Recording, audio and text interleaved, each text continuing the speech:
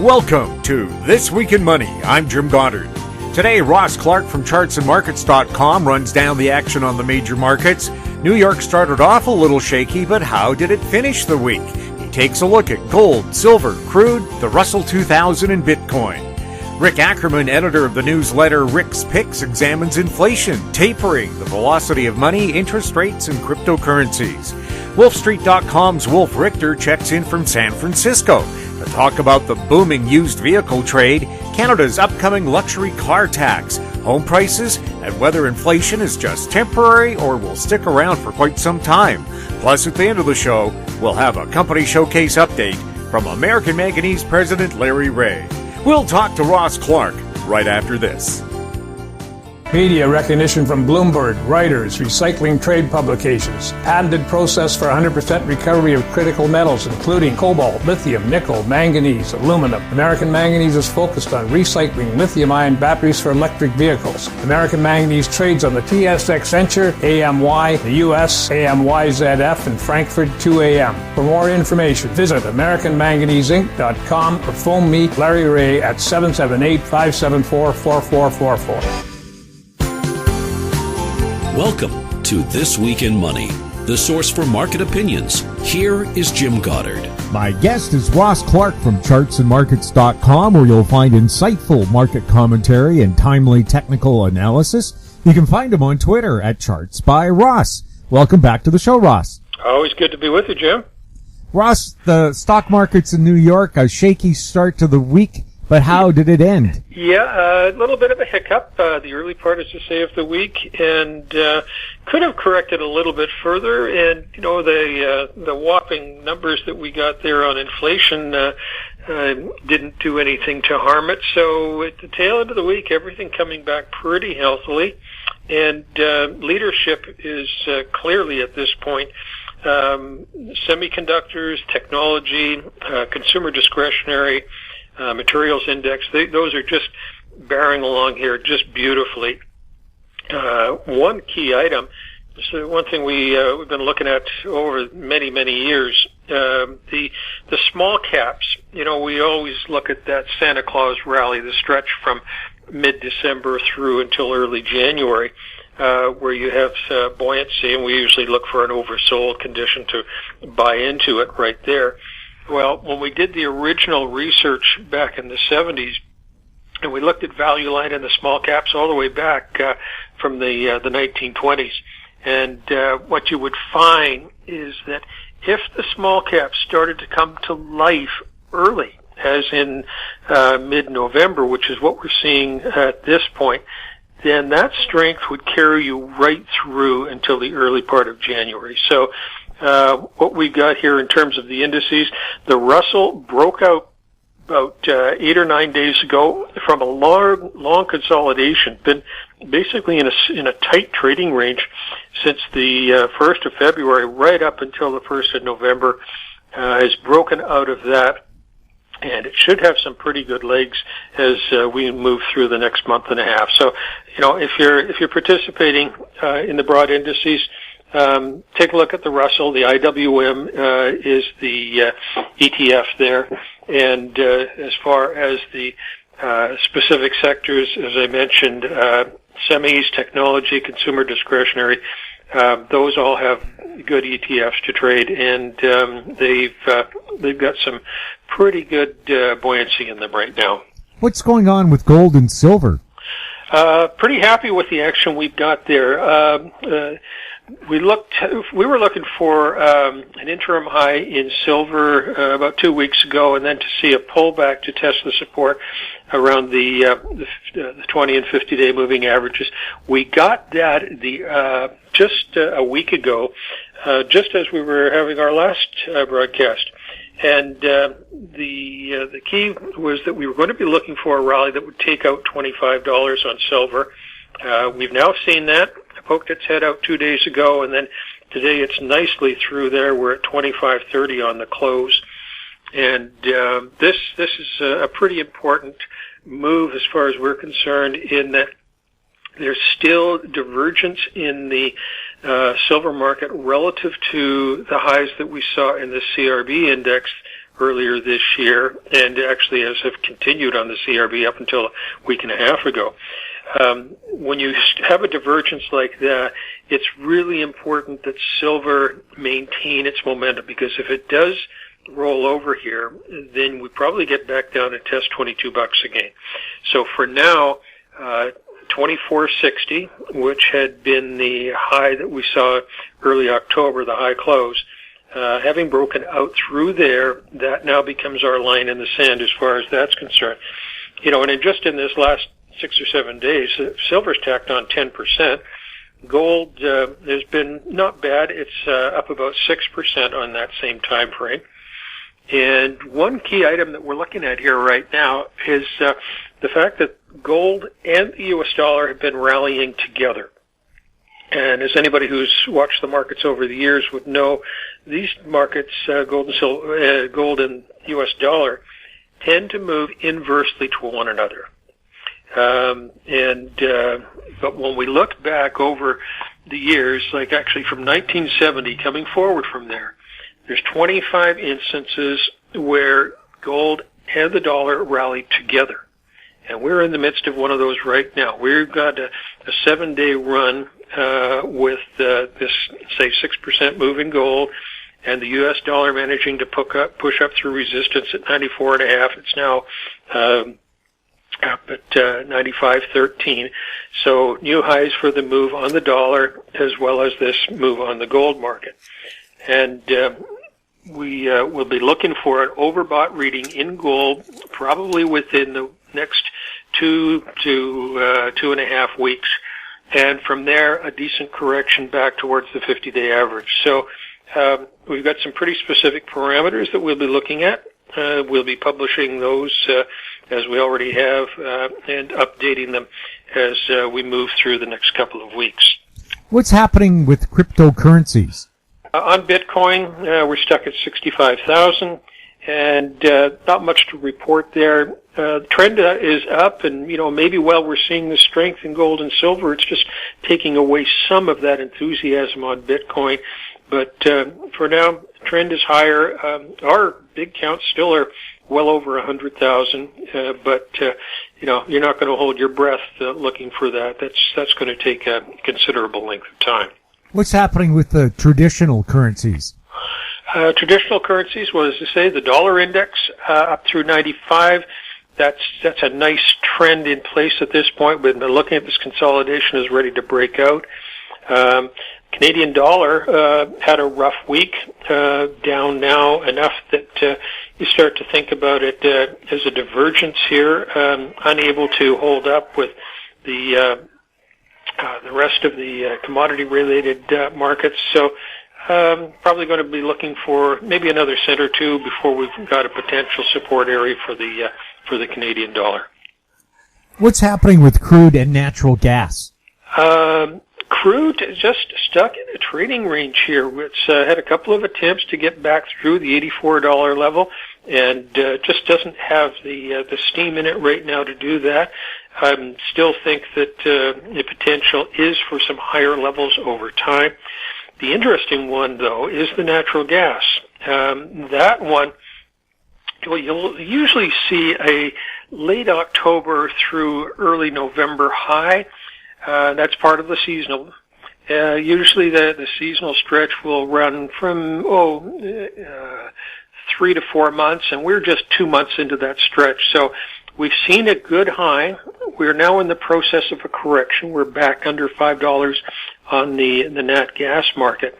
And when you can when you've been in a rising trend, and that's the initial statement here, as we have this year, then corrections off that late October, early November high, you can look to buy those corrections once they've come down enough to create an oversold condition. We're very close to that as of this Friday. I would think that if you've got continuation to the downside on Monday, Tuesday of next week, we could be looking at a pretty good interim low for nat gas, and the way to trade that would not be with the individual stocks, because when we look at the gassy stocks, they tend not to participate so well on a day-by-day basis with the natural gas price itself. But you could take a look at the two funds that are out there, the UNG, which just has a percentage move daily that equates to what you see in the futures contract. Because of its forward structure with natural gas, it's not good for a long-term hold because it has an erosion process that works against it. But it is good for a short-term trade. That would be anything that might be, say, up to 4 to 6 weeks, and that's the type of thing we'd be looking for here. And the other one would be BOIL, B-O-I-L, and that is a leveraged ETF. So clearly, if we got a decent bounce off a low here, that might be a good trade to take a look at as well. Ross, thank you so much for the update. Always a pleasure, Jim. My guest has been Ross Clark from chartsandmarkets.com. You can find him on Twitter at ChartsByRoss. Coming up, Rick Ackerman, next on This Week in Money. Always consult your investment professional before making any investment decision. Don't miss out. Stay informed. Receive the HowStreet.com weekly recap with thought-provoking podcasts, radio, and articles delivered to your inbox. Sign up for the HowStreet.com weekly recap on our homepage at HowStreet.com. This Week in Money is archived online at TalkDigitalNetwork.com. Welcome back. My guest is Rick Ackerman, editor of the newsletter Rick's Picks, his website rickackerman.com. He's speaking to us from where today? Boynton Beach, Florida. We're having what equates to autumn here. It means temperatures have dropped from the 80s into the mid-70s is sort of the low end. But anyway, yeah, sunny Florida, and thanks for inviting me on, Jim. Rick, we've had the governor of the Bank of Canada admit this so-called transitory inflation likely is going to hang around, but he still won't say that. What's your opinion on the inflation that officially is running between 4 and 5%, but we know the government doesn't capture all the numbers like the cost of housing, the cost of energy, and the increasing cost of taxes? Well, the transitory inflation thingy has become a meme, and it's not quite as funny as Let's Go Brandon, but it has gotten sillier, even from the point of having sounded a little silly even when Powell uttered it the first time many months ago. So, anybody's out there buying anything, which means all of us, is pretty much aware that the price of everything is skyrocketing. And in the case of the fuel that we use, that we pump into our cars once every week or so, it's becoming a little bit scary. Not so much for a good part of the middle class, but for a lot of people, the extra $20, $30 a tank is really, it's slowing them down. Most of us just pay it, but even those of us who are paying think, geez, is there a threshold at which I'm going to start thinking, hey, I better drive less? People are worried about the cost of energy. Of course, President Biden being urged by some to release the strategic oil reserve. Is this too soon to do that if we're possibly looking at $100 or $200 a barrel oil? Well, anytime you even talk about the strategic oil reserves in a serious way, it's going to sort of drive the hoarding mentality, and we're going to start seeing gas lines as the kind of paradoxical reaction to talk about the reserves. But just coincidentally, I've got a couple guys in my chat room who like to do time and price forecasts. They say that crude is going to a certain price, and on a certain date it's going to turn down. And we've got a guy who's been hitting them pretty good. He has the same rally target for crude that I've been using. It's up around 89 or so. That's where I think this bull trend is going to stop. But and he has a pretty significant pullback from that price. But guess what? Once the pullback target is achieved, that oil is going to go back up to, better sit down for this, $157 a barrel. Now, I don't have anything in my own method that can sort of look out not so much that far, but to so many swings that will eventually take it up to that level. But you can imagine the world is going to be in pretty bad shape when oil gets to that price, and it's not going to be driven. It's not going to get driven to that price and cause things for this world, economically speaking and financially, to go bad. By the time it gets there, it will reflect conditions that might be congruent with the Depression or something horrific. We have institutional investors, universities, and so on saying they're no longer going to invest in oil and gas. But right now we have the International Energy Agency saying not enough is already not being spent on oil and gas exploration, and we're going to hit a point where that will actually drive up the price again, encouraging, I would think, more people to invest in oil and gas. Is that the case? You know, when we talked last, I mentioned this great Kunstler book that I'm reading, James Kunstler. It's called Too Much Magic, that is mainly about people's misplaced faith in science. They all think that, and in some ways, some people look at it as ideas, as knowledge becomes an actual energy input, meaning that if we're facing some sort of energy shortage, that human ingenuity will somehow surmount it. As the title of Kunstler's book suggests, he's not totally on board with that kind of optimism, but he does link the cycles of capital investment to the oil patch, and it's easy to see both capital investment on a global scale and energy prices going down. And another key feature of his argument is that so much capital investment right now goes into things that are seen from a purely energy using standpoint very inefficient. You can see that in the cities where somebody's on the 64th floor and they take an elevator down to get a sandwich for $6, $10. And just getting to the city from the suburbs is energy intensive, and getting the food into the cities to stock all the restaurants and pantries is energy intensive. And in Kunstler's view, we've just been sort of living off a fatted calf that's no longer so fat, that we've already passed peak production, and that all of the energy efficient things that we've invested in, most particularly the suburbs as a whole, are dead ducks. If I was just watching a documentary about wind farms in Sweden, and the thing is, what I notice most about the wind farms is how dependent they are on oil. They use refined oil for lubrication for those giant 20-ton generators. All the vehicles that service them run on diesel. I thought, well, without fossil fuels, these solar farms above the Arctic Circle would die.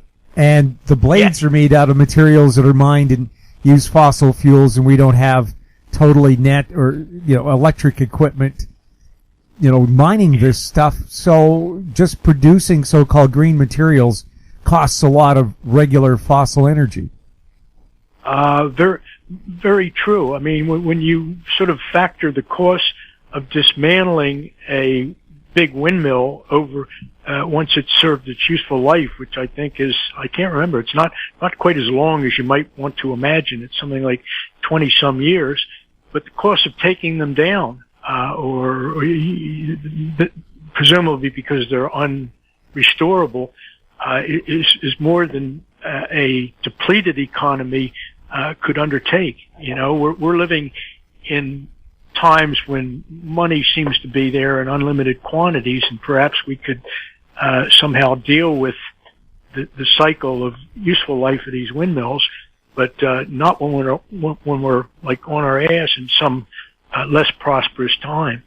So, and in any case, when you tote up the amount of energy that comes from windmills and other solar generators, it's never going to be a significant part of our energy picture because there just isn't enough money to make the investment that would push them to the point where solar exceeds fossil fuel energy.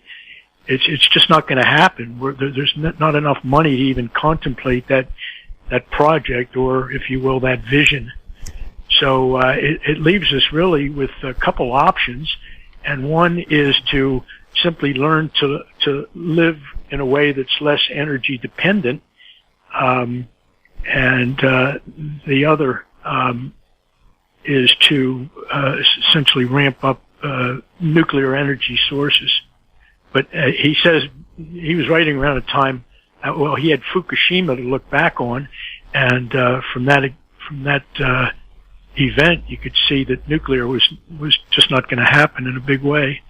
So I guess we're all sort of stuck waiting for that human ingenuity to produce a fusion reactor. Yeah, the last I heard, Fukushima's meltdown is continuing. They keep trying to invent robots to solve the problem, and the radiation just melts the robots no matter what they send down there. You just don't hear about it because the Japanese government has now put in all kinds of censorship laws where the media is not allowed to talk about Fukushima, and they also keep upping the official amount of radiation you're allowed to absorb. That's been their solution to the meltdown. Well, that seems to be working, doesn't it?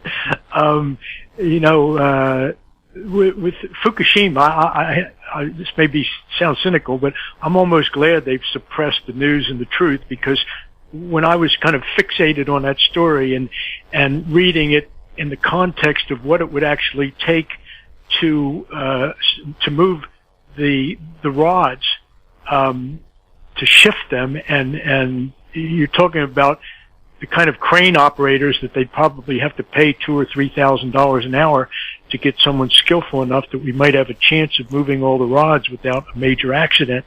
So at the time, that part of the project looked, from an engineering standpoint, to be insurmountable. There's a problem that you couldn't deal with. So I've kind of tuned Fukushima out, but I notice when I get up every morning that because there's no China syndrome headline that things must be progressing in Fukushima. Now, of course, Fukushima was caused by a General Electric reactor using 1960s technology. Haven't we moved a little further ahead by now? Couldn't we build safer, better, smaller, self-containing reactors? I know the Canadian CANDU reactor uses heavy water as a coolant, and so the natural reaction isn't an accident. It just pours more heavy water in and shuts everything down. Well, the thorium reactor has been kind of that. It's been a solution in that neck of the woods, even a solution that could provide nuclear power at a local level. But for the moment, I guess people get this idea that energy is in good supply, and that fracking will meet all our needs and all that. But if you even look at the fracking figures and how the output of these fracking wells goes down from year to year, they're hardly extracting anything from some of the older fracking sources. And you constantly have to, when you're on top of a field that has a lot of natural gas, you're constantly doing new bores, and you're sinking holes all over the place, but it's less efficient, more costly. So fracking, to some extent, is more played out than most people are being led to believe. And from an investment standpoint, it's definitely not the hottest thing in town. Taking a look at what's going on with the stock markets, someone has suggested even if the Fed tapers and other central banks start pulling back their free money, there's so much money on the sidelines that investors will fill that gap and the stock markets will continue to rise higher. Your thoughts on that? Well, putting aside the tapeworm joke, and I think I mentioned this, they're not going to taper.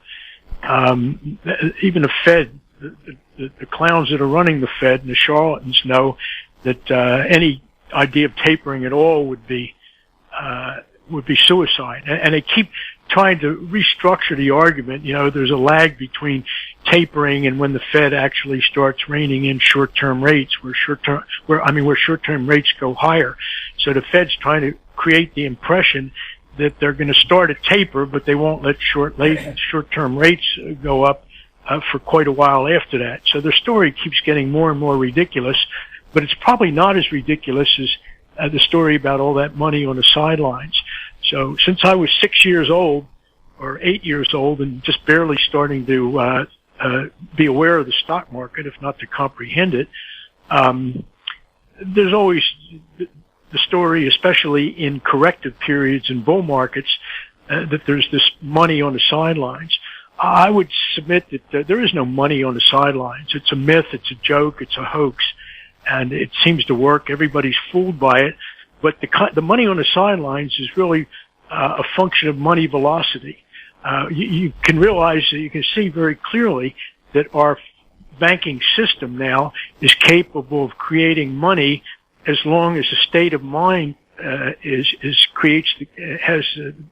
the desire to borrow it into existence. So the money is there theoretically and virtually, but it can only exist when it's borrowed into existence. So when you talk about the money on the sidelines that's going to come in if the market somehow weakens, you see where the problem is. If the money itself is not really sitting there in balances other than in virtual sort of state of mind balances, when the market's coming down, the last thing in the world that people are going to want to do is imagine the money that would support the market into existence. So again, just to simplify, put it bottom line, the money on the sidelines is really money velocity money that doesn't exist, or at least exists in larger quantities to the extent that people are optimistic. And you take that optimism away, and there is no money on the sidelines. How important is the mental attitude of potential investors?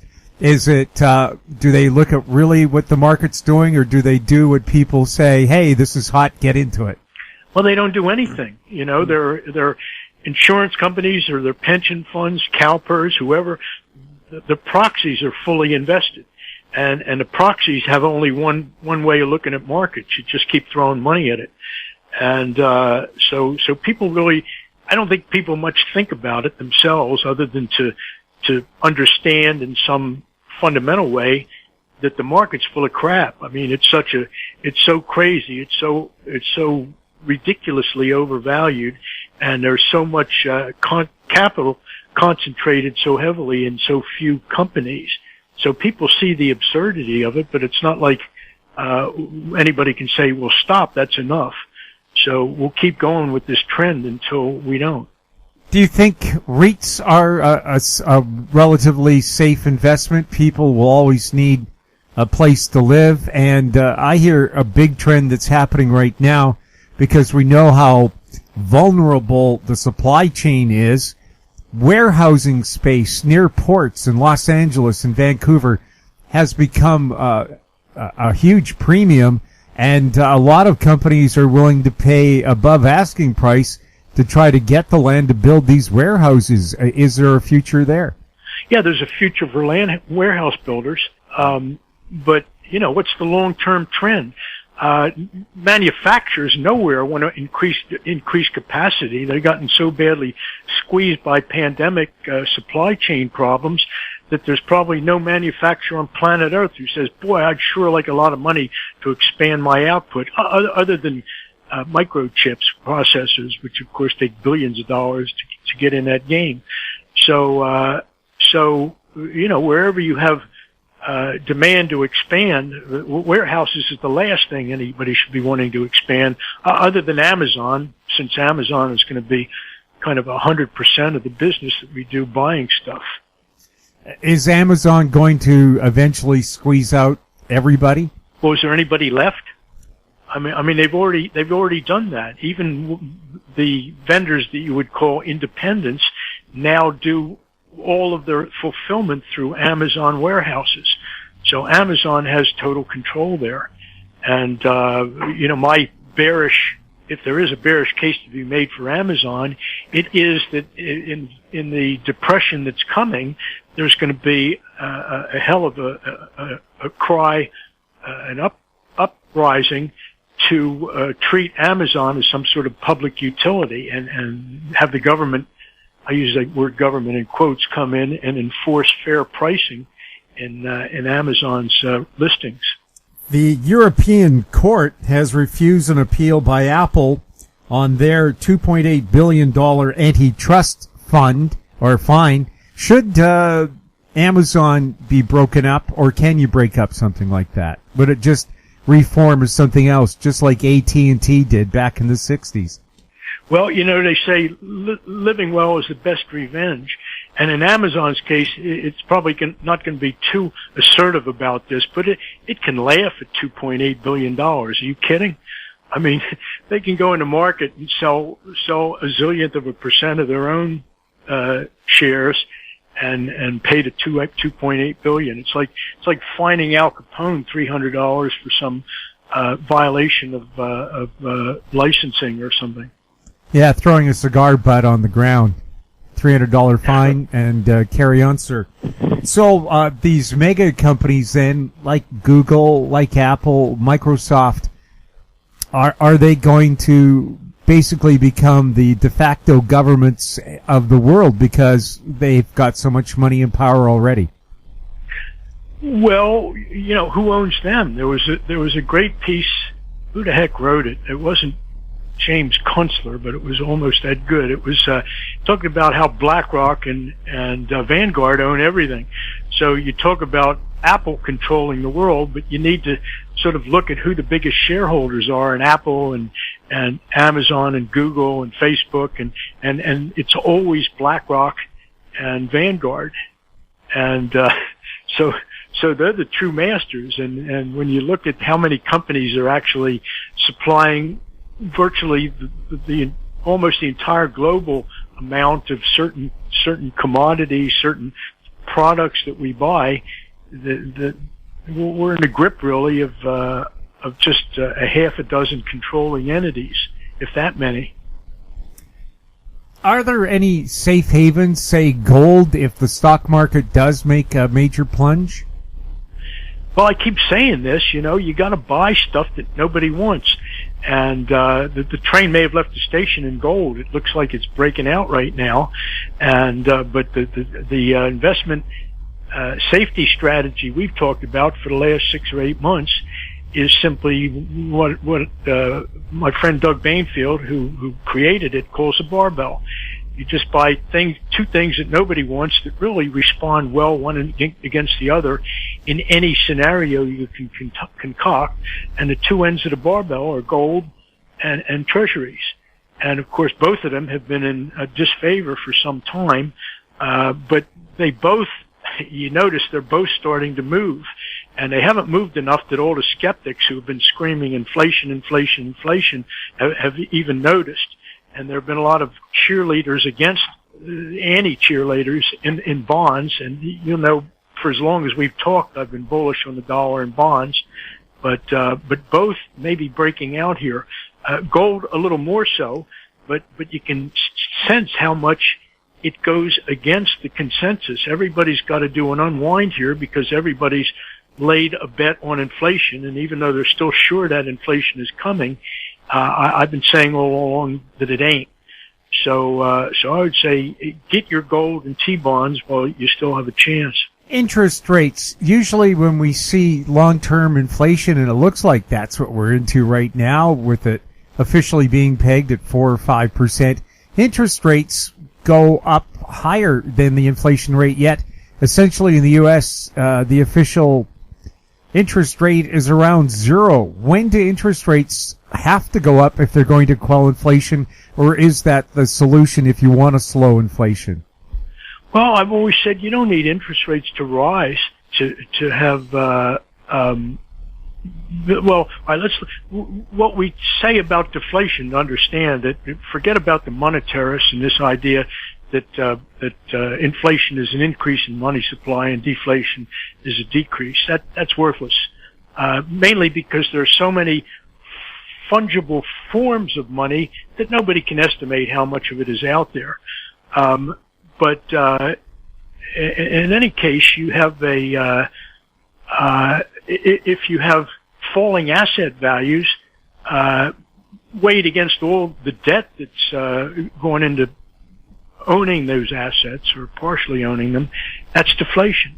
So if interest rates stayed at, and we experienced the following in 2007 and 8, interest rates do not rise, but the value of everybody's homes is falling by 30%. So there, if you've got a 4.5%, 5% mortgage, that becomes a crushing burden. And that's really how you have to view deflation. Deflation should be seen in terms of its chief symptom, which is an increase in the real burden of debt. So if interest rates stay close to zero, but all the asset values are falling, that's how you get deflation, and you get 1% interest rates to be asphyxiating. Pension funds, insurance companies depend on interest rates to generate income. The only alternative for an insurance company is to issue sky-high premiums, and we have seen that, especially for condo owners in British Columbia, where the condo company's told your insurance cost is going up 33%. That's just a small piece of it. They're really just trying to scrabble for nickels and dimes. It may seem like a big number to you when they adjust your insurance, your condo, your household insurance by 20% in a given year. But compared to the deflationary juggernaut of the inflated real estate market as a whole, the insurance piece of it is small potatoes. Cryptocurrencies, are they here to stay? They're here until they get to $89,780, I think it is. That's my target. And so I think maybe the most bullish Bitcoin bear out there. I've had nothing but bullish calls on the corrections. I basically said buy them, but I've never been a believer in the cryptos, and for that reason, I don't think it's going to come to any damn good. But I do think from a current 67,000 that they're going to 89,780. That's where I would look for a major top, and just don't be holding the bag when it hits that price and starts coming down. Is that the key if you're going to get into that very risky sector? Have light dancing shoes, be ready to move? Yeah, I've been looking at that very same idea because I went to a Tupperware party the other night for Bitcoin, and I was there. I look in on my neighbor. She's 87, and she hadn't been doing too well, and she has another lady who looks in on her too.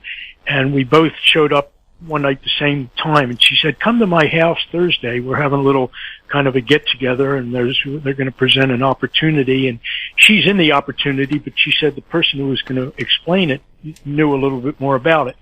So it turns out it was a Bitcoin pitch with a absolutely blue chip pedigree. This was an idea that was backed by Shark Tank, and I can see why. Even the Shark Tank guys have finally come around to realizing, why get our hands dirty, like making and selling actual stuff, like blenders and jewelry. So they finally sort of gone after the big fortunes that can be made doing BS money, doing virtual this or that. So the deal is that there are these three companies that are under a bigger company, and they issue a credit card. It's not really a credit card; it's a debit card with the balance held in Bitcoin. So you become a Bitcoin investor when you get this card, and to its credit, no pun intended, it's good wherever Visa and MasterCard are accepted.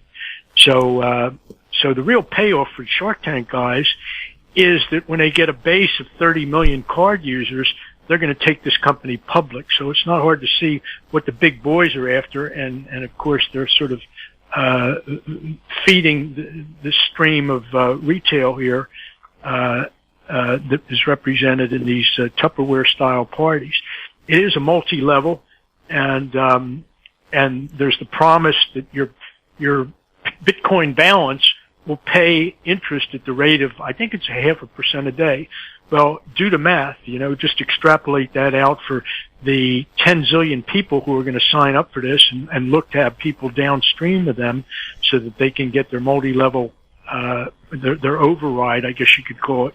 But this venture, again, because it was backed by the Shark Tank guys, doesn't toss around words like multi-level or even compound interest. They avoid all that and they make it seem like something new.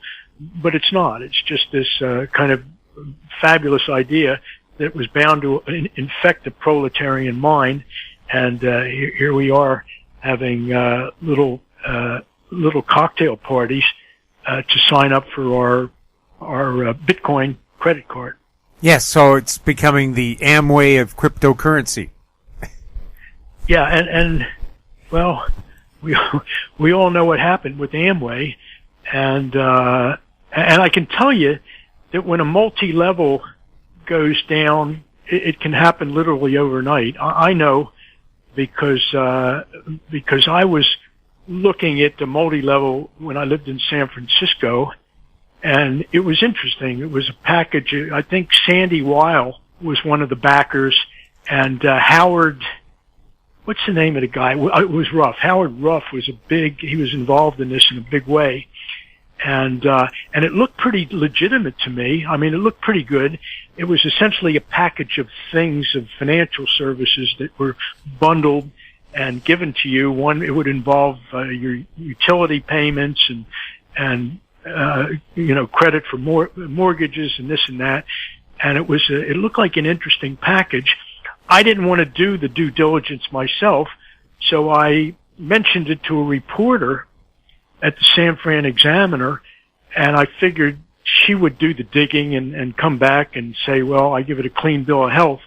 But she didn't. Like typically, all newspapers, the reporters, I love them as people. I was a reporter myself for 7 years, but they're all sleazebags as professionals and hacks, and they can't wait to tell some sensational story that in no way relates to the facts. So in the whole Bitcoin story, this irresponsible person who worked at the Examiner pulled some quotes.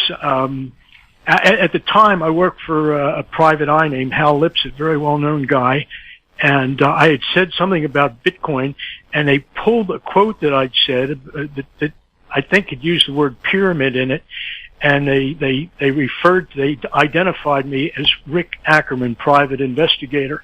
I wasn't. I was working under Hal's license and not officially a PI, but to quote me and then to emphasize the fact that I'm a snoop was really as dishonest as it gets. But bottom line, within 2 days, Howard Reaugh, the major stakeholder in this venture, was fighting for his life, and he had a lot of credibility then, but he couldn't save it. It went down literally in a weekend, and the story broke just when this, and I can't remember the name of it, but this organization, but it broke just when the organization was having its big annual meeting or convention.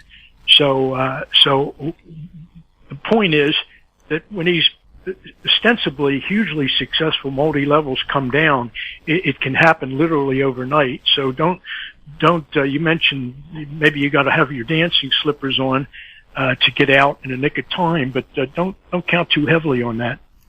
El Salvador officially adopted Bitcoin as its official currency, or it's along, I think it uses the U.S. dollar. And since they decided to get into Bitcoin, they've made so much money. The president of El Salvador says he's going to be able to build 20 new schools with the profits and 1 animal hospital. That's great. That's great. And they'll have a puppy adoption center. That's so good. I mean, you got to laugh, really. They're such humanitarians. All I can say is they've had a great idea, and let them run with it. And it's not like the people of El Salvador need further instruction in what dictators can do with their money. That's really funny.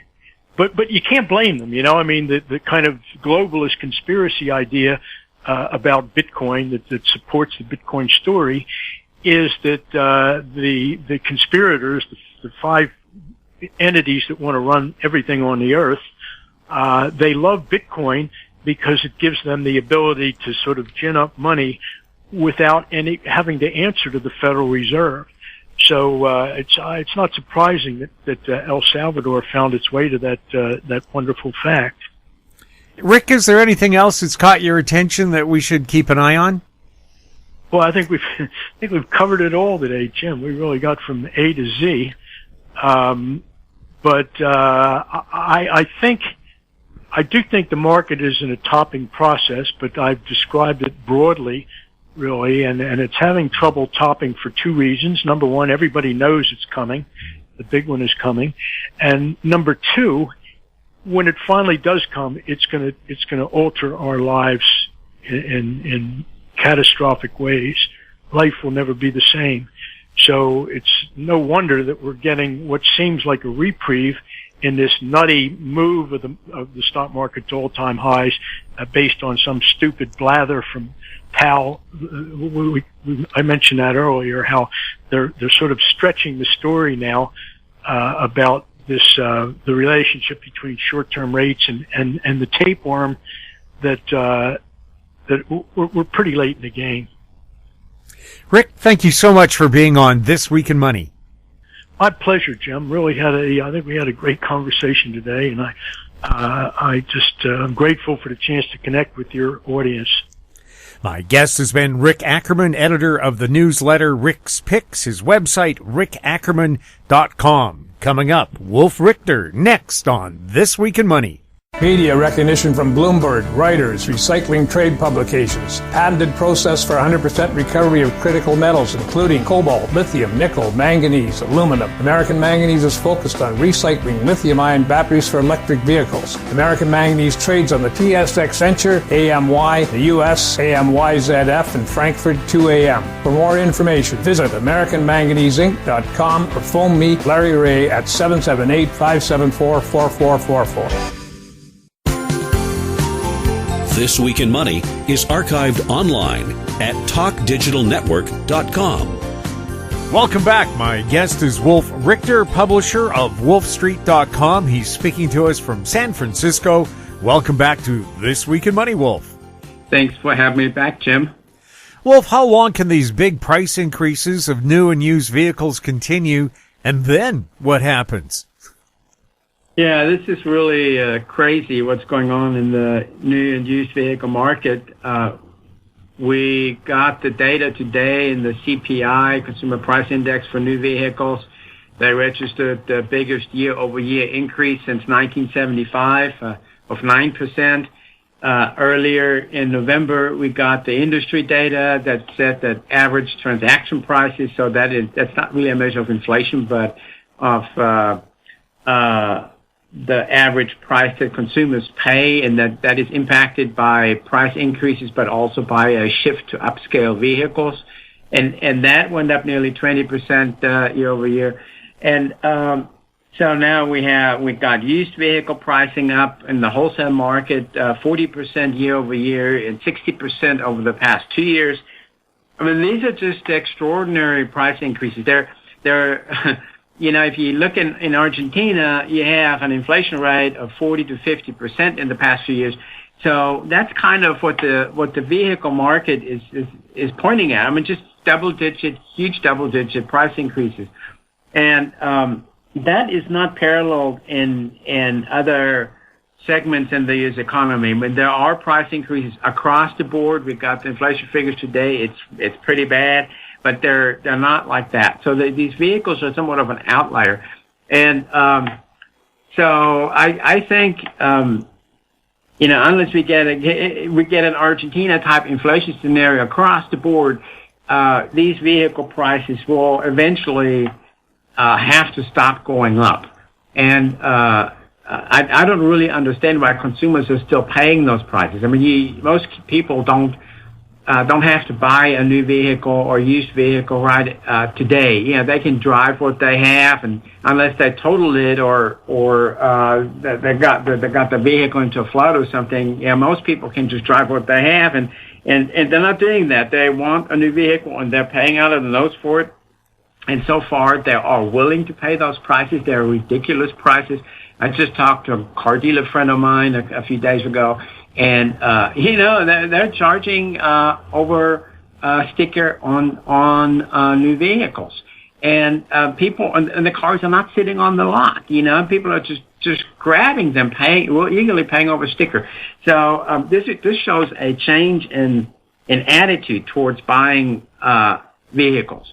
And that's a pretty severe thing. If you have a temporary price spike, that doesn't mean necessarily that the attitude changes. So this is the first time in American car buying history that I've seen this, or car buys, instead of haggling and walking out and playing every trick in the book to get a deal, where they're eagerly paying these extraordinarily high prices. And it's now circling through the system. The wholesale prices are coming up, which means the trade-in prices are up by the same amount, roughly. So when wholesale prices are up 40% year over year, the trade-in prices are up by that much, which means that they're getting more for the trade-in than they paid for it a year ago. I mean, these are the crazy scenarios, and therefore the purchase of the next vehicle, the vehicle that they're buying now, the price difference between the trade and the selling price, it's going to be impacted by the trade-in value. So it's a scenario that is just unheard of. It's crazy. It's insane. And in reality, I don't think it can go on for a very long time. So I think we're looking at a scenario where eventually, and this could be next year, these price increases will stall. And then you will see the dealers are stuck with overpriced vehicles that they have put too much money in, and that consumers are not willing to pay those prices anymore. That's speculation. I have not seen that, but that's one of the outcomes, one of the possible outcomes, that there are too many high-priced vehicles in inventory on the wholesale side as well as on the retail side, and dealers are going to have to let those units go. Right now, we still have a shortage of vehicles, so I don't see that happening this year. It's just completely unheard of to have this kind of situation. So it's hard to speculate. But I just don't. I can see inflation of 6%. Well, we had 6% inflation overall today, but I can see inflation of 10%. But I don't really see inflation of 30 or 40% across the board. So for vehicles to be up that much, I think that it will have to settle down. Yeah. I cannot envision that a year from now we're going to have another 20 or 30% increase in used vehicle prices and another 10 or 15% increase in new vehicle prices. I just have trouble envisioning that. But I've been wrong about this inflation all along. I've underestimated it. I thought it would be. I got ridiculed earlier this year when I said that inflation would be 4% by the end of this year, and that was in April. Now we're sitting at 6%. So, and it is it's a situation where we could have some nonlinear outcomes. I mean, this could go in some really truly bizarre directions.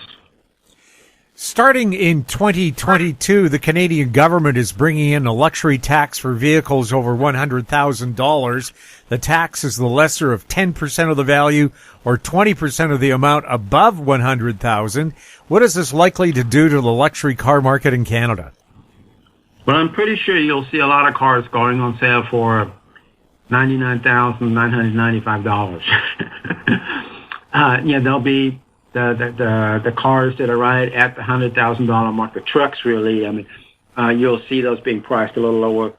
But we've had gas guzzler taxes in the United States. We've had other luxury taxes and different things, and ultimately it comes down to this: that the people who can afford that kind of vehicle, they're not that price sensitive. And if everybody accepts the luxury tax, and they want that vehicle, they'll buy it. I mean, we see it right now. People are paying $15,000-$20,000 over sticker to buy a pickup truck. And that's much worse than the luxury tax. I mean, that is much, much worse than the luxury tax. So people are willing to do that. And, I don't think, I mean, you'll see some efforts to dodge the luxury tax, in terms of the pricing, but I don't think it will, really impact, car sales. In terms of the number of units, there are not that many units being sold above $100,000, 100,000 Canadian dollars, so, it's not, the median price, so I don't know what the percentage would be. Maybe 20% of the vehicles would be at 100,000 Canadian dollars, and that will be impacted. But it will come from people who can most likely afford the tax and who really want the vehicle and who are now paying $15,000 over sticker to get a vehicle. So I don't think this is going to make a huge impact. Yeah, I was thinking Vancouver has more Lamborghinis and Maseratis than Los Angeles does. And if you can afford a Lamborghini, I think you can afford it at any price. Yes. And with some of these exotic cars, I mean, there's very small numbers. There's only a few thousand a year sold, of these very, exotic vehicles. But it's almost like the more expensive it is, the more desirable they become. And, that's kind of the cachet that some of these vehicles have. In the $100,000 category, you don't really have that. You can't buy a Lambo for $100,000, but you can buy a Tesla for that, and you can buy BMWs and Mercedes and fully decked out Ford pickup trucks. And, so in terms of Canadian dollars, so it's not, that much of a luxury vehicle. It's not the upper 0.001% vehicle. It's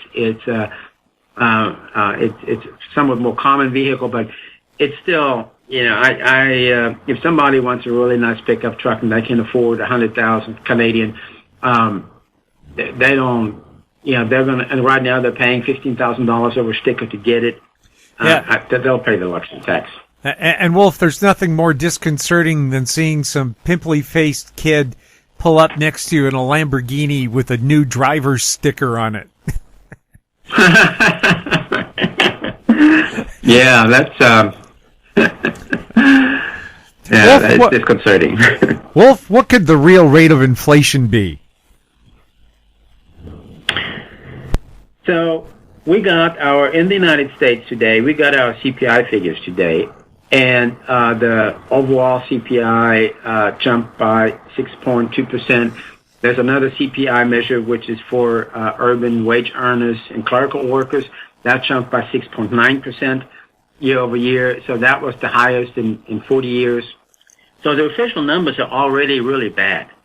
And there are two big components in these CPI figures that are heavily understated. One component is housing. Housing is about a third of CPI, and it's based on rents.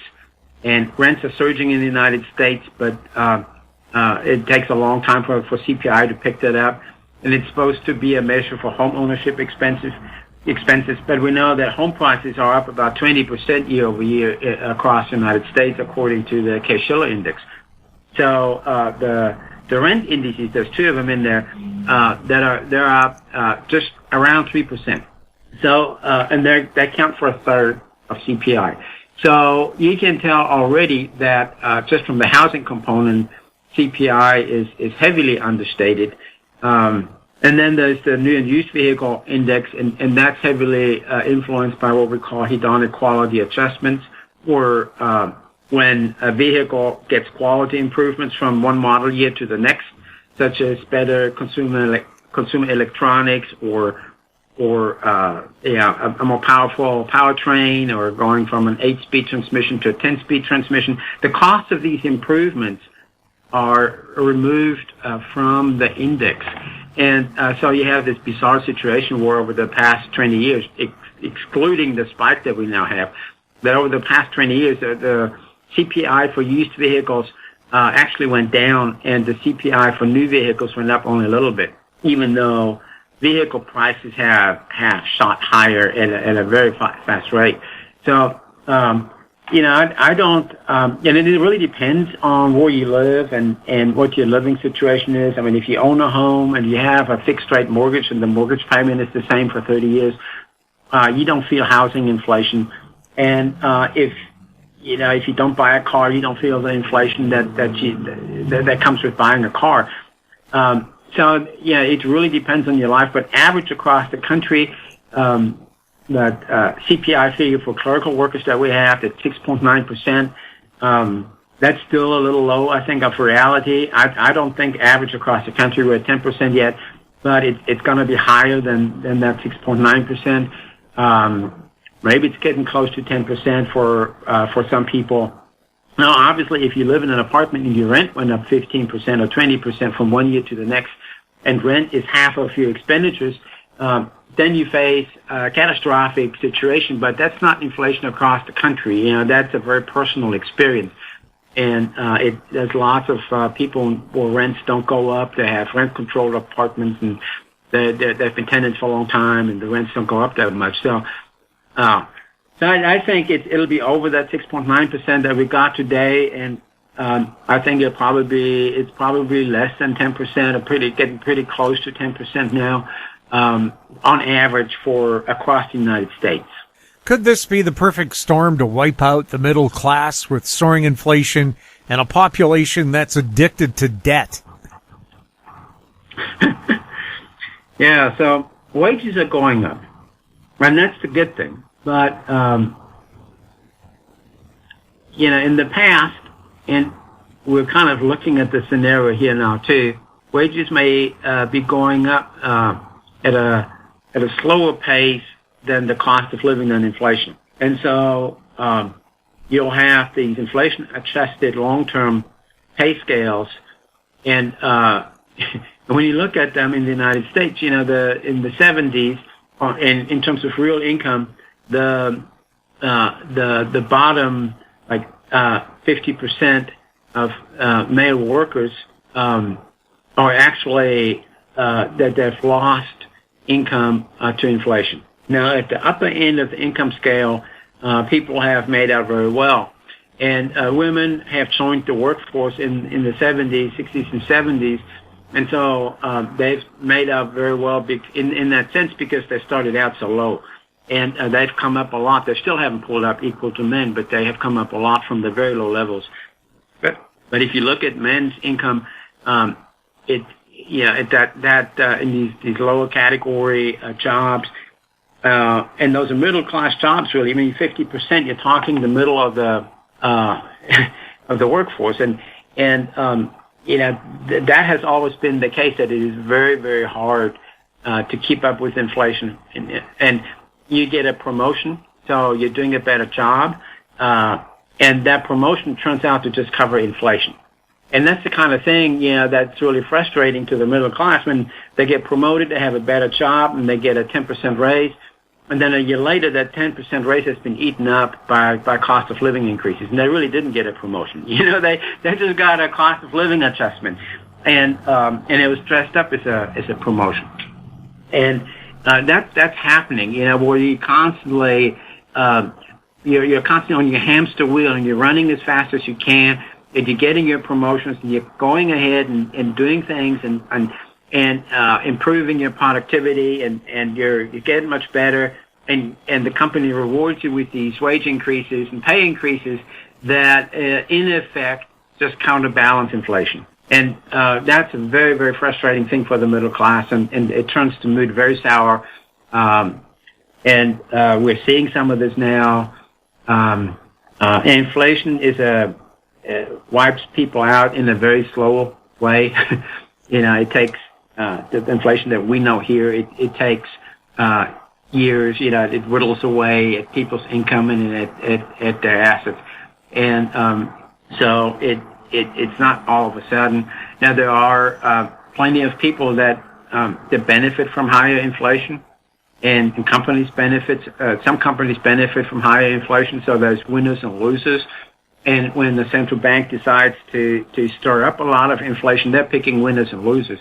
And instead of trying to let this be sorted out by society and by markets, you have a few people at a central bank that decides who's going to get rich off of this and who's going to be poor because of it. And that's the scenario we're now looking at. We've got the soaring inflation, and in the United States, there was caused by an enormous amount of monetary stimulus, so money printing and interest rate repression, and to a lesser extent by fiscal stimulus. And there's winners and losers being chosen here, and it's inflation can work as a wealth transfer. It can produce cheap labor because you can wipe out the purchasing power or the costs of labor, and inflation trends when it's big enough and high enough, it's a political bitch. I always say that. You will have governments trying to crack down on inflation because everybody eventually gets really sour, and elections are lost over it, and policies that governments want to implement can't make it because of the inflation, and so we are seeing the beginnings of that with the Biden administration here. Their programs are starting to run into this buzzsaw of inflation, and the choices are not very good once you let it get this far. There's no easy way out. There's no magic thing you can do, and it just suddenly goes away. To tamp down on this inflation, you need to reduce demand.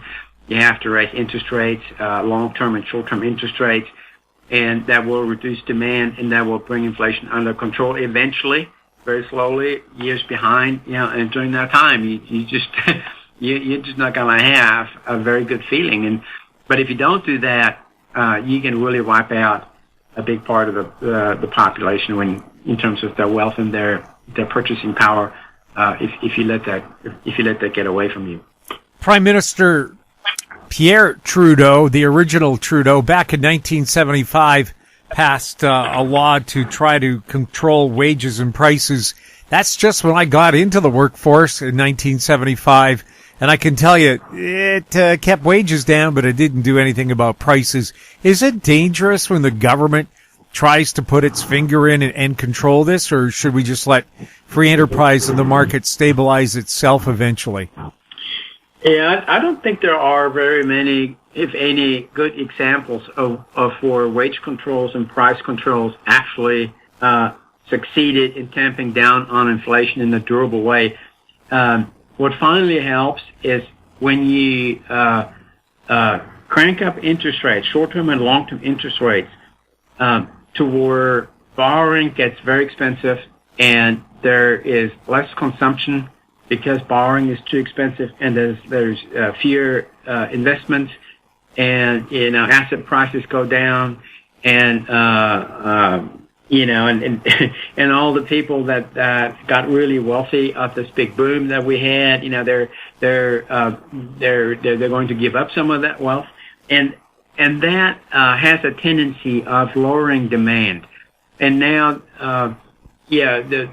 when the demand goes down and supply suddenly can catch up, you have all this product and the services that are being offered that these companies now have to struggle to find customers for. And after a while, it has the tendency to pressure prices downward. So in other words, not cause prices to fall, but cause prices to increase at a lesser rate. So instead of going up 10% year over year, that might go up 6% year over year, and then they might go up 4% year over year, and then they might go up just 2%. And by the time they go up 2%, you've pretty much licked inflation. Price controls, it just tries to put a blockage on something that wants to expand, and it's just going to blow up everything. And Nixon tried the same thing, and it just doesn't work. But he can sap demand by increasing interest rates, And that will impact everything. I mean, it'll impact housing and spending and corporate investment and all kinds of things, and it will slow down the growth of the economy. It can still grow, but it won't grow very fast, and that takes demand off the table.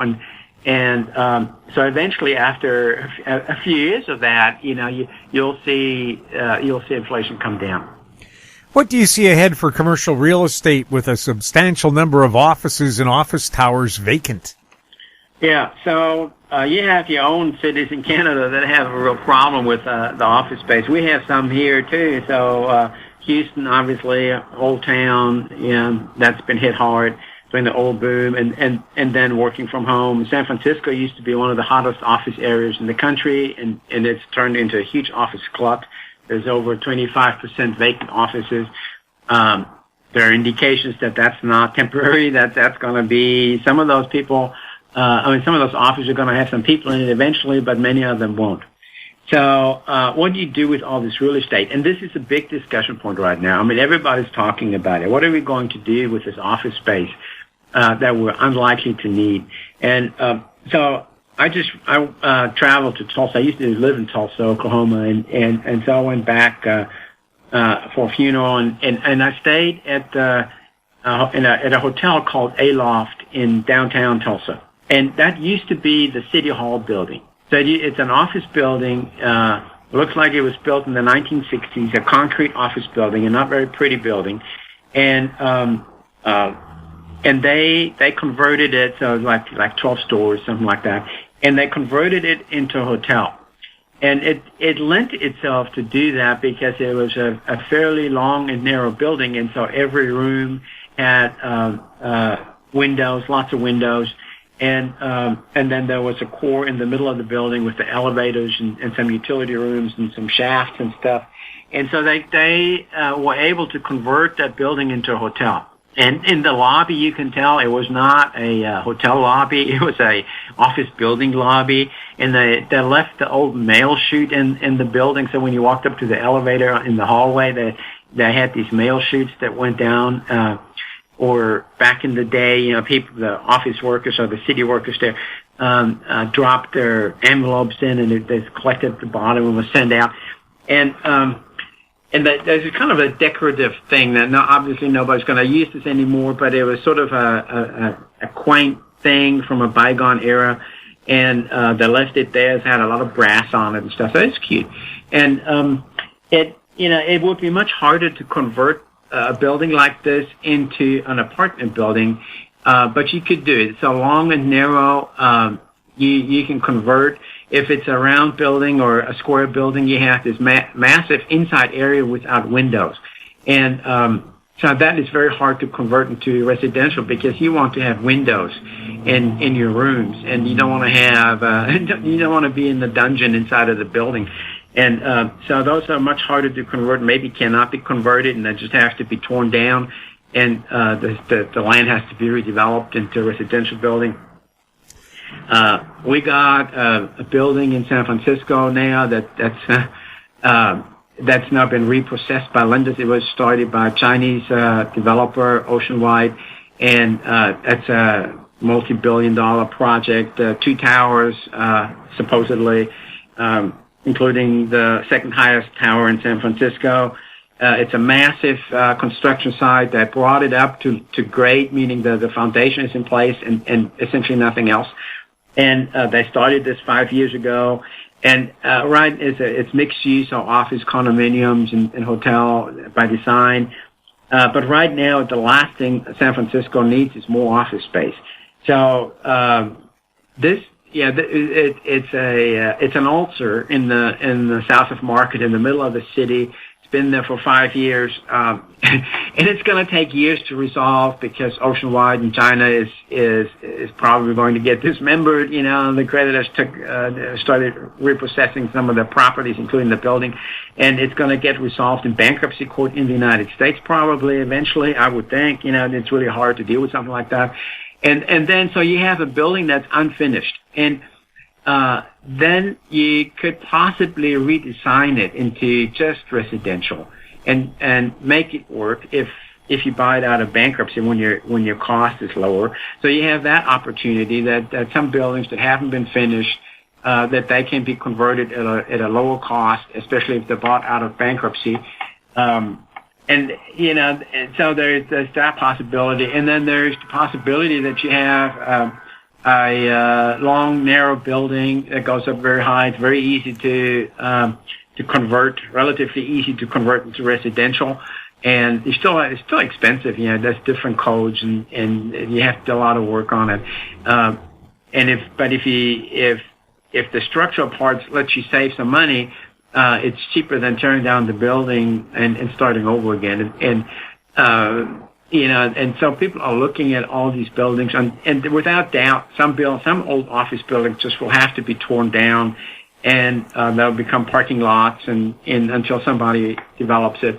And other office buildings can be redeveloped into residential, but essentially only after they come out of bankruptcy, where a buyer has a very low cost in the building and essentially buys it for about the price of the land and then can make money redeveloping it. And then they're buildings that will stand empty for many years. Nobody knows what to do with them. And we have some of those in San Francisco, boarded up buildings and they're just eyesores and it takes a long time for something to happen there.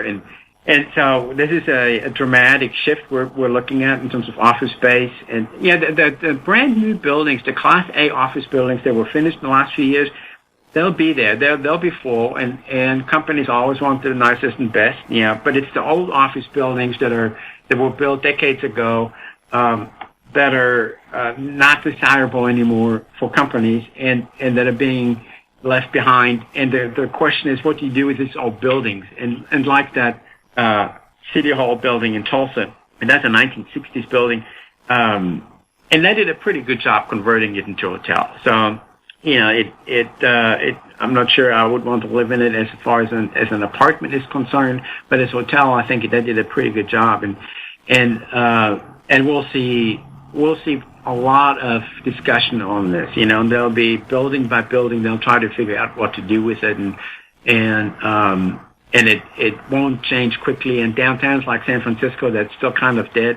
And Tulsa too. I mean, these downtowns are really, they're not lively places, and so it's not going to be good for these downtowns. Now, friend of the show, Jordan Bateman from the Construction Association in BC pointed out one piece of commercial real estate that's really doing well are the people who have warehouses near all the ports in Vancouver and Los Angeles, because supplies are short supplies. We have supply problems with just-in-time supplies. So now manufacturers and grocery stores and department stores, Amazon, they're realizing you can't rely on China to be just in time anymore, and they want to build up their inventory so that consumers can get the products they want on time. Do you see a future ahead for commercial real estate, at least when it comes to warehousing in major ports? Yeah, that whole industrial space, so the warehousing and fulfillment center space is red hot, has been red hot for years, and much of this has to do with e-commerce. That's the brick and mortar part of e-commerce, are these huge fulfillment centers, these huge warehouses, and Amazon has hundreds of them around the country, and all other major retailers have lots of them around the country, and so that's one aspect. The other aspect is exactly what you pointed out: is the warehouses that were needed to deal with trade and production, and so you have near the port, and in Southern California, there's a whole area that's warehousing for the port of Los Angeles and Long Beach, and it's very. This is a red hot part of commercial real estate, and I don't, maybe they're overdoing it a little, but in terms of pricing now, but this will continue to be in demand, and the online shopping requires an infrastructure a massive infrastructure, and you need to have all kinds of delivery centers and fulfillment centers and warehouses and all kinds of things close by. So you need to have them all around the country. Companies are trying to do same-day delivery or next-day delivery, and that you just have to have lots of these warehouses. And as we now see, when there's a surge of imports and lots of demand, the warehouses, we have to deal with those, aren't sufficient, and that's part of the problem why we have these supply chain issues, because a container comes off a ship and generally ends up getting transported to a warehouse where the contents gets unloaded, and then it gets redistributed to different trucks and sent down the road. And so that's that kind of warehouse that we're talking about there in Southern California, and so if the containers cannot be dropped off at the warehouse because all the bays are full and everybody is backed up, you become very inefficient, and that's what's happening right now. So there's a huge demand for additional warehouse space, and I don't really know where this is going to go. There's bubbles are built that way, but there's also real hardcore demand for warehouse space. So, I think this will continue to be a fairly strong part of commercial real estate. Any thoughts on what you see ahead? Lots of inflation, and I've been saying this for months, and the underlying forces are totally non-temporary. And that's turned out to be true. And, there are all kinds of issues now, the psychological issues, and inflation is in part psychological. And, so now you have this inflation that is being ignored by the central banks, essentially. They're saying, okay, so this is temporary, it's going to go away on its own. And eventually they'll have to deal with it. And when they deal with it, it'll change the equation. There are people that have never seen a central bank actually cracking down on inflation. It's been a long time since banks had to do that, and this is a game changer. This is something we saw when Volcker came into the Fed in the late 70s and early 80s, when he cracked down. And he made a political deal with President Reagan. Carter appointed him, but he made a political deal with President Reagan to crack down, and he cracked down. And it caused a nasty double-dip recession. But it got inflation under control for the next 40 years. And now we've got this monster that was unleashed, and we're back to where we were in the 70s, kind of hoping it will go away on its own. But back then, in the 70s, interest rates were far higher, and nobody was printing money. And so the monetary stimulus was a lot lower. It wasn't that kind of situation where they're still driving with the foot on the gas into this inflation. They'd only taken the foot off, and they just really weren't cracking down. So, we're far from that recognition. They really haven't dealt with it.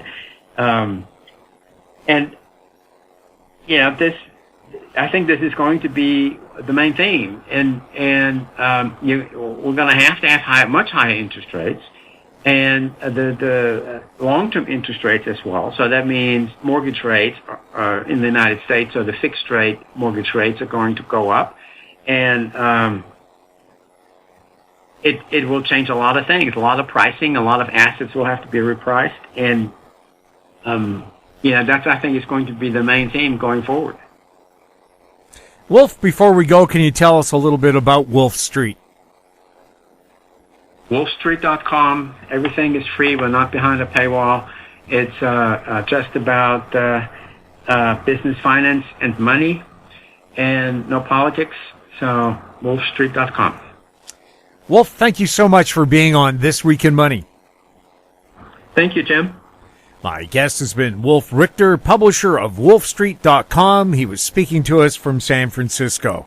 And that wraps up our show for this week. We'd like to thank our guests, Ross Clark, Rick Ackerman, and Wolf Richter. And thank you to all of our veterans and current Armed Forces members for your service. If you have any questions for the show, you can send them to info@housestreet.com. Now stand by for a company showcase update from American Manganese President Larry Reaugh. I'm Jim Goddard. We'll be back next week with more This Week in Money.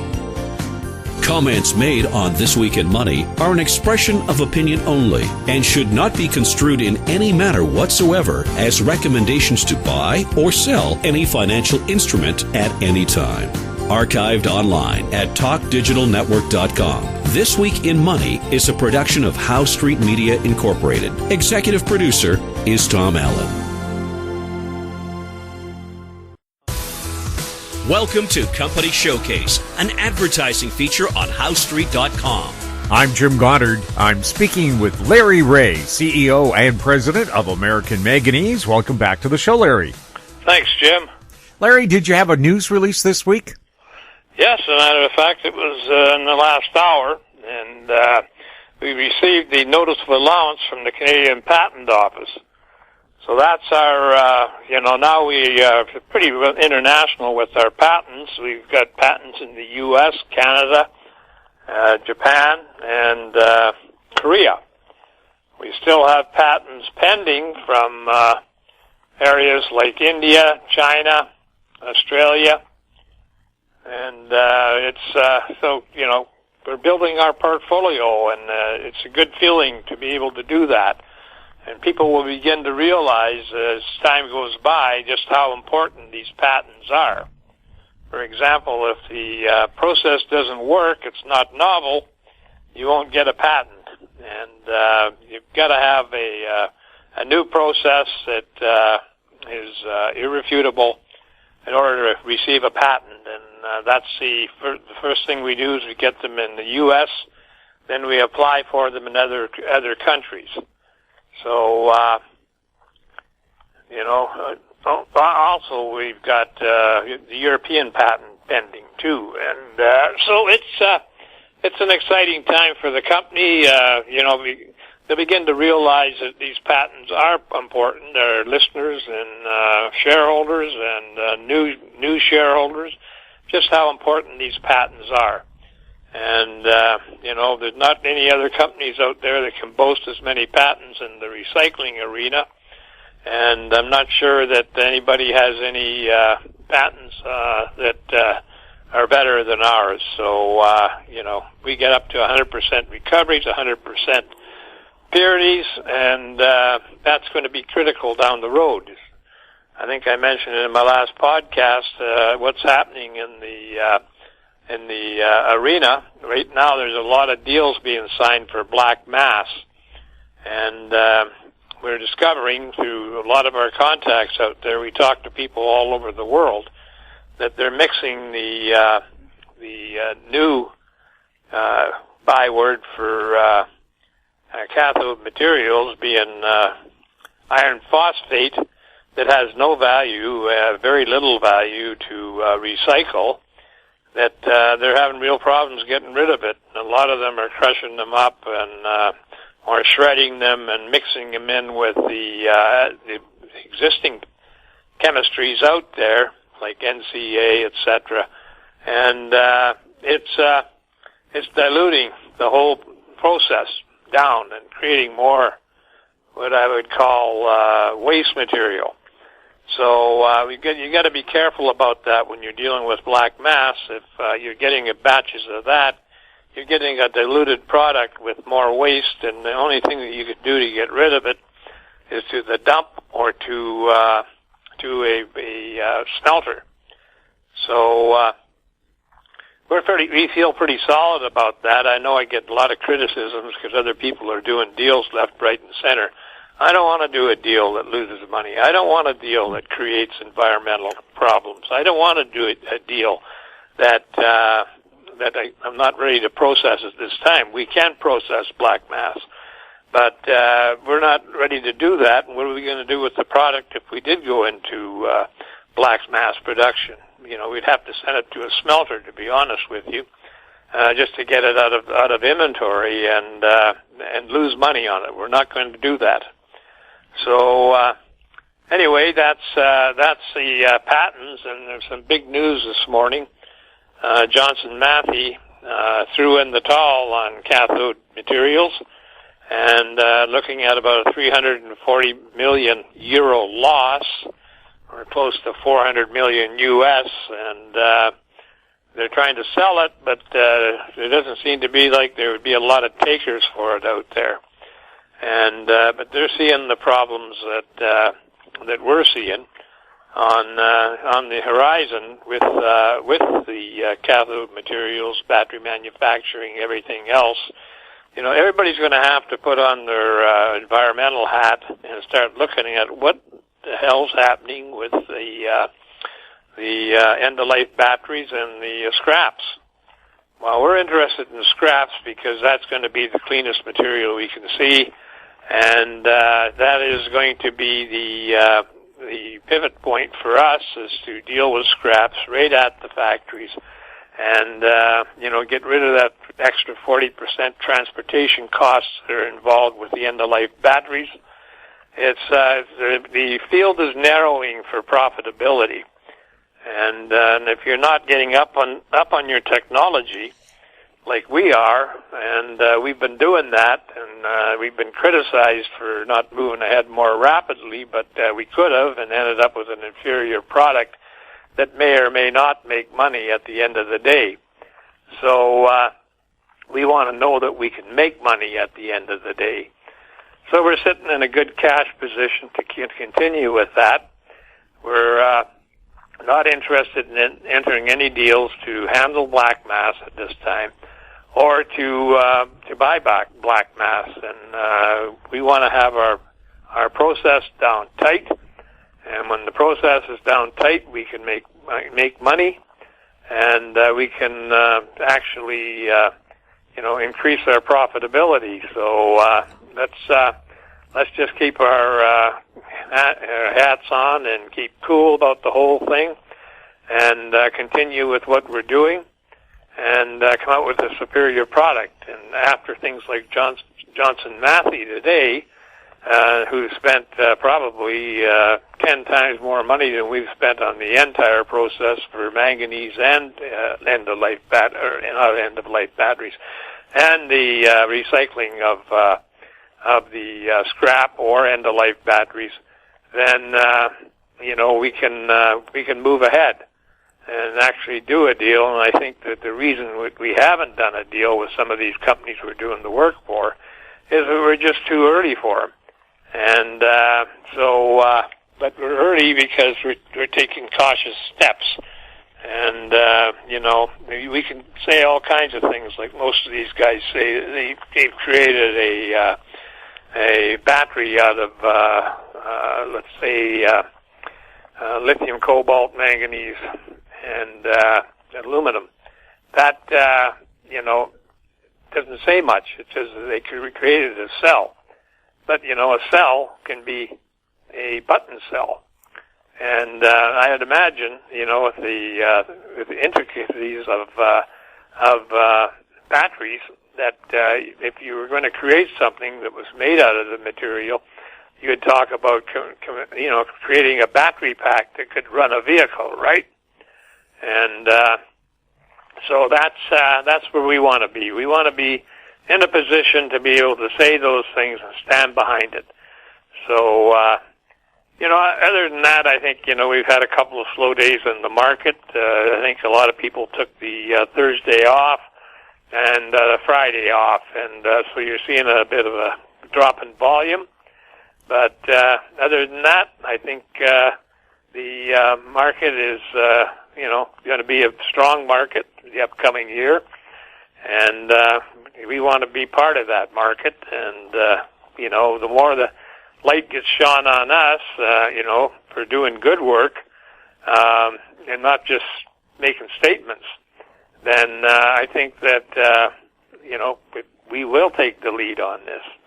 And it just stands to logistics that we should, and at least be up there among the leaders. And so it's not the fact that we're getting a lot of money being injected into the company, except on our own efforts.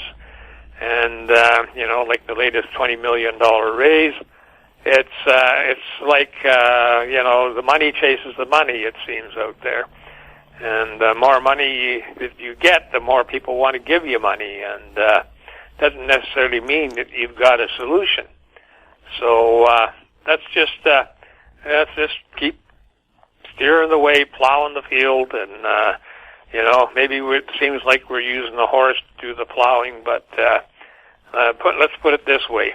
What we're going to do is you can be able to dot the I's and cross the T's and be comfortable with what you're going to get at the end of the day. So there's a couple other things I was thinking about for the discussion today, but I think that I've discussed most of what people are interested at the moment. And, and I have to say congratulations to Cometco and the management here for getting that Canadian patent done now, especially with Canada getting very active in the EV car area, with inviting people to come in and build factories, et cetera, et cetera, et cetera. This is going to be a dynamic place sometime in the future. And now we have a recycling patent pending.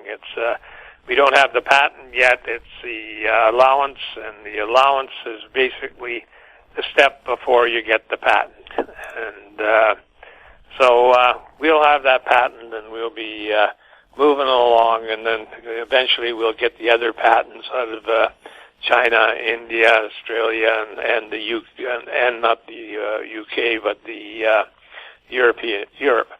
So let's just continue on the path we're on, and if I'm a lot of people criticize me for what I'm doing, but I've been in the mining business for a long time, and I don't like to see failures. Failures can cost you a mine, and I don't want to see a failure develop in our recycling process that could cost us our recycling. So, it's just the experience that leads me down the path that I go, and that experience is widespread. I've been in this business in the mining business for over 50 years, and in the public company business for over 40 years. So, anyway, Jim, that's kind of the end of my rant today, and I wish you a great weekend. Larry, for someone not familiar with recycling, the term black mass seems like something you'd read in a Stephen King novel. What exactly is black mass? Well, black mass is taking the battery and shredding it, and then treating it with water and heat and everything else, and eventually getting what they call black mass. It has a considerable amount of cathode materials in it, along with a lot of impurities, and you have to have a hydrometallurgical process to deal with that. And we've dealt with black mass that's been sent to us by some of the OEMs. So we know we can do it, and but there's other things that develop. There's a bigger waste stream, and it's not so closed circuit because the waste has got to come out and it's got to go somewhere. So that's black mass, and it just concentrates the area where the cathode materials are, and allows you to go to work on them. And but if you don't have a process at the end of the day, the only customer for you for black mass is somebody like us, or potentially probably a smelter. So that's the black mass, Jim. Larry, for people new to the company American Manganese, what is the company all about? Well, we're a critical metals company that's involved in treating low grades of manganese in Arizona, treating the strategic stockpile for the Department of Defense. And, of course, our biggest push is on the recycling aspect, which we've been going on heavily since for almost 5 years. And but we've come out with stellar results. It really is just a case of knowing who to put in charge of things, and knowing who to give the contracts to, and certainly we think that we've done the best with Cometco.